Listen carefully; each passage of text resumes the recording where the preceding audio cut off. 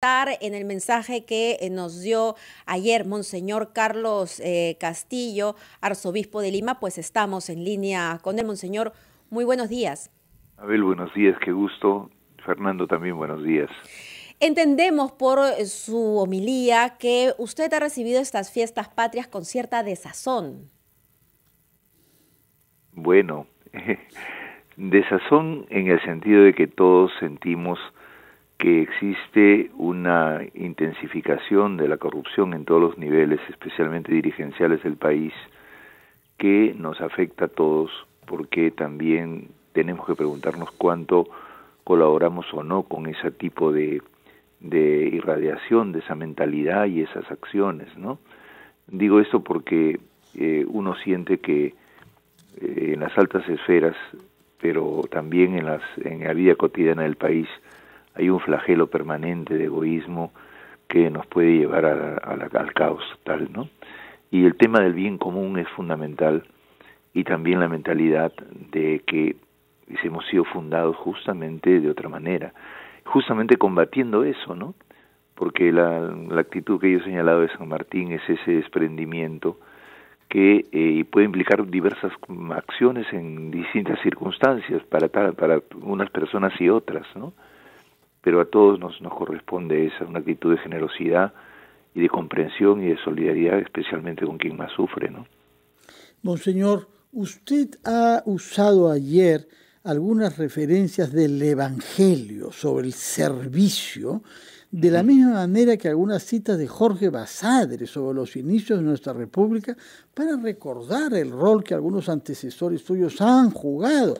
Bartolomé de la Cera firmó el Acta de Independencia en el año 21 y un arzobispo de Lima, futuro arzobispo de Lima, presidió el primer parlamento peruano. Es decir, estamos ante una tradición antigua y usted quiso transmitir en este momento de oscuridad y de tinieblas que vivimos en nuestro país una forma de luz en torno a valores que tienen que ver con el desprendimiento, que en el caso de San Martín, me parece, usted recordaba también lo que había dicho la historiadora Carmen McEvoy, lo condujo a un acto realmente extraordinario en nuestra historia, que es renunciar al darse cuenta de que no podía culminar nuestra independencia y permitir por eso que venga otra persona, como fue el caso de Bolívar desde el norte de nuestra región, ¿no? Sí, el asunto de renunciar tiene varios significados, ¿no es cierto? Uno puede ser prácticamente dejar un cargo para poder servir a la apertura hacia una cosa nueva, ¿no? Pero también renunciar es, por ejemplo, desistir de una manera de actuar. También puede ser abrir paso a una actitud novedosa que permita consensos, por ejemplo. El cardenal Barreto hace unos meses hizo una propuesta, por ejemplo, de que se podría poner un conjunto de personas más expertas para poder ayudar a avanzar en la dirección del país. Y también yo creo que hay una cuestión de conversión personal en todos, que es justamente la de digamos, reconocer o rectificar maneras de actuar y pensamientos y ideologías, ¿no? Y además hoy día hay una ideología que es la más grave de todas, que me parece que es esta codicia permanente, esta ambición. En el Perú uno quiere hacer una compra o un negocio o algo, inmediatamente ya están pidiendo la coima, ¿no? Es una mentalidad que se ha arraigado históricamente y que no ve el bien común de todos, ¿no? Que es lo que McEvoy recuerda muy claramente como el elemento que nos ha salvado en varias ocasiones, ¿no? Y luego, Monseñor, de escuchar el mensaje a la nación del presidente, pero también de observar la actitud del legislativo, ¿usted cree que prevaleció el mensaje inicial que usted dio en su homilía? Es decir, ¿todavía tiene esperanzas de que persistan o que se presenten esos valores que enaltecen al hombre, a la mujer en las altas esferas políticas?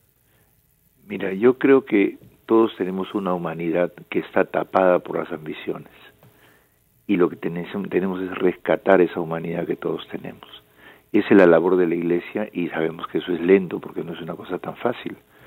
Pero justamente yo también he querido hacer un mea culpa de parte de la Iglesia, porque en la Iglesia, en vez de evangelizar, que es nuestra tarea, que supone una educación nueva, una compañía, hemos abandonado a la gente, le hemos, digamos, remitido la fe a unos ritos para salvar el alma y hemos olvidado, ¿no? Como el Papa hoy día ha dicho, hemos creado una especie de, digamos, burocracia religiosa, ¿no?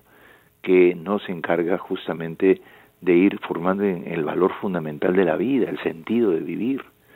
Y entonces eso nos ha anulado porque la gente ha creído que ser creyente es simple y llanamente hacer devociones y no una transformación profunda, aunque yo creo que intuitivamente el pueblo lo siente más claramente porque al encontrarse en la adversidad surge la posibilidad de abrir la mano, ¿no? En cambio, en los sectores más pudientes, uno de los problemas, y sobre todo en los sectores ya dirigentes, esta cuestión de haber conquistado pues algún espacio de espacio político, espacio de dirección, lleva a una especie de creerse Dios, ¿no? Yo creo que todos estamos en ese problema, ¿no? Yo mismo creo que necesitamos empezar de hecho ya estamos emprendiendo una reforma de la Iglesia y una conversión que a mí en la Iglesia resulta muy difícil, porque también se ha metido ese veneno dentro de la Iglesia. Monseñor, le pedimos por favor que nos espere un par de minutos. Aquí todavía Fernando y yo tenemos más preguntas en este diálogo. Regresamos después de escuchar a nuestros anunciantes. A las 8:19 estamos conversando con el Monseñor Carlos Castillo, arzobispo de Lima, en relación a la homilía que pronunció ayer durante el Te Deum, que es la liturgia tradicional que se celebra con motivo del aniversario de la fiesta nacional. Monseñor Castillo, usted ayer en su homilía hizo referencia a la sensación de ausencia de valores y de generosidad en nuestro país, en sus líderes, en nuestras instituciones públicas, pero contestó, no es verdad, hay reservas de generosidad, y usted mencionó el caso de las mujeres de las ollas comunes, pero dijo que habían muchísimos casos que se nos oculta a la mirada por el énfasis que tenemos que poner en el tema de la corrupción. Sí, Fernando, mira, por ejemplo, yo tuve un diálogo con los chicos de la UNI. Todos tienen proyectos de solución a cantidad de problemas. Es interesante cómo estudian teniendo en cuenta el país, es la juventud que en la flor de sus conocimientos, en el aprendizaje, ya está intentando ayudar, ¿no? Lo mismo pienso, por ejemplo, ahorita estaba mirando cómo bailan la marinera en todas las plazas, ¿no? Eso, por ejemplo, lo hacemos siempre, pero eso es un gesto de gratuidad, de vivir con alegría y con belleza y con amistad, ¿no? Lo que pasa es que eso no lo generalizamos como valor en todos los niveles. Cuesta mucho el traducir las cosas gratuitas y hondas, los valores, a todos los niveles de la sociedad. Sobre todo no lo tenemos en la economía y en la política. Entonces el Papa habla justamente de hacer la mejor política y lo que hay que hacer es suscitar las grandes cosas que existen en la base de la sociedad para convertirlas en institución, en estructuras. Y de hecho eso es lo que se ha intentado desde los inicios de la República, ¿no? Porque justamente los actos generosos pueden derivar en formas, digamos, adecuadas, justas y solidarias de organizarnos como país, ¿no? Y eso es lo que está faltando ahora. Hemos perdido la conciencia social y política porque, bueno, yo creo que tiene mucha influencia esta ola global de negocios, de business que ha desarrollado y que se cree que puede tener una ganancia infinita. Todo el mundo cree que le llueve algo y que puede, haciendo negocios, sacar plata por todas partes y, bueno, empezamos a fallar porque el valor no es ese. Eso es un medio, no es un fin. Ujú. Monseñor, no se puede negar el rol tan importante que tiene la Iglesia Católica en nuestro país para, por ejemplo, articular la ayuda social hacia los más pobres entre los empresarios y también el Estado, ¿no? Y también ha estado muy presente en los conflictos sociales. Ahí donde el Ejecutivo no llegaba a un acuerdo, la Iglesia y sus representantes tenían ciertos logros. ¿Qué ha pasado en los últimos tiempos en la relación de la Iglesia con el Ejecutivo? Se lo pregunto porque no podemos olvidar estas expresiones que tuvo el presidente del Consejo de Ministros, Aníbal Torres, en determinado momento cuando llama miserable a Monseñor Barreto. Sí, bueno, eso es un incidente que un poco infausto, pero no vale la pena entrar en eso. Yo lo que creo es que, bueno, por lo menos durante la pandemia ha habido una relación primero con la población, que ese es un elemento más, es un signo muy grande, por ejemplo, la ayuda enorme que empresarios, amas de casa, gente de clase media, de clase alta, han donado toneladas y hemos podido hacer ese trabajo juntos, ha sido impresionante y todavía creemos que tenemos que continuar, ¿no? Porque no sabemos cómo va a ser toda esta etapa de hambre que se viene, ¿no? Pero me parece que hay bases en el Estado para hacer eso y que de hecho las políticas públicas, por ejemplo, son muy importantes para eso, la acción inclusive de emergencia que ha habido, la vacunación, etcétera. O sea, hay cosas que están bien, pero hay que fortalecerlas y no derruirlas, porque siempre lo que ocurre es que alguien quiere lucrar del bien común, y eso es una cosa terrible, ¿no? Entonces, yo creo que lo que sí tenemos que hacer es, digamos, no tensar más de la cuenta, pero sí ir al fondo de las cosas siempre, ¿no? Y para eso se necesita el respaldo de una mentalidad nueva, que todos nos pongamos de acuerdo que tenemos que fomentar. Y yo también dije en la homilía que sería importante que lleguemos a una especie de puntos en común irreversibles y sagrados que todos vamos a hacer. Por ahí comenzamos un poco a cambiar todos, porque sabemos que eso no se toca, ¿no? Eso sería importantísimo elaborarlo entre las instituciones, con el Estado, etcétera, y luego a partir de ahí producirse lo que llamamos las renuncias, los desistimientos, podríamos decir el ceder ante lo que es justo hacer, ¿no? Y eso sí yo sé que cuesta, y a veces puede ser muy duro, otras veces puede ser una cosa más leve, depende de la inteligencia que tengamos para hacerlo, ¿no? Monseñor, usted hizo una referencia muy, muy concreta a Ricardo Gareca y a Kimberly García durante la homilía, de los que dijo que son alentadores de nuestra esperanza, pero maltratados por el egoísmo estrecho de intereses equivocados. ¿Cómo interpreta usted ese fenómeno que lo llevó a introducirlo en su homilía en el Te Deum? Sí, mira, quise tomar esos ejemplos como los más cercanos que teníamos para ir al fondo de las actitudes de fondo que todos tenemos que tener, ¿no? Ellos han sido maltratados y sin embargo responden con generosidad, con visión amplia, con esfuerzo, y eso viene ese es el corazón de los peruanos y de los latinoamericanos, ¿no? Porque Gareca tenía la misma actitud de San Martín, ¿no?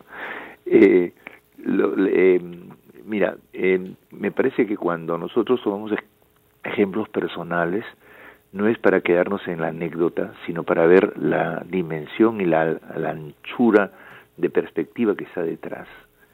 Y eso nos falta, ¿no? Que cuando así como tenemos una actitud benévola, grande, visionaria, cuando ayudamos, por ejemplo, en una situación de emergencia, debemos tener la vida cotidiana y en el hacer y organización cotidiana de la vida social, de la vida política y del Estado. Y por lo tanto, requiere que inundemos de una capacidad distinta en donde nos ponemos límites, pues, ¿no? Uh-huh. A mí me ha costado mucho, por lo menos, tratar de ser lo más honrado posible. Es difícil eso, ¿no? Por lo menos lo menos corrupto posible. Pero esto se hace a través de ponerse límites que no se pueden así como no matar es una cosa fundamental, no robar también, ¿no? Monseñor, nos estamos acercando ya al final de esta entrevista y yo quisiera, en estos momentos hay muchísimas personas que nos están escuchando que probablemente estén pasando por momentos difíciles, que no vean con esperanza el futuro inmediato del país. ¿Qué les tendría que decir? Yo les diría que en la imagen de las madres que se dedican a ayudar a los necesitados, a las ollas comunes, en esa imagen reparadora de las fuerzas del pueblo sencillo. Tengamos la esperanza de un pueblo que es alegre porque sabe que eso se puede realizar, aunque a veces no sabe cómo. Tengamos esperanza para eso. Busquemos cómo a través de lo que ya somos en cosas muy delicadas y buenas que hacemos todos los días por los demás. Muchas gracias, Monseñor, por darnos estos minutos y por recordarnos que todavía hay algo de humanidad entre quienes dirigen nuestro país. Solo falta que lo recuerden, que vean hacia adentro, que recuerden esos principios y valores por los que postularon a un puesto público como ser congresista, ser presidente y que piensen en el bien común. Muchísimas gracias, Monseñor Carlos Castillo, arzobispo de Lima.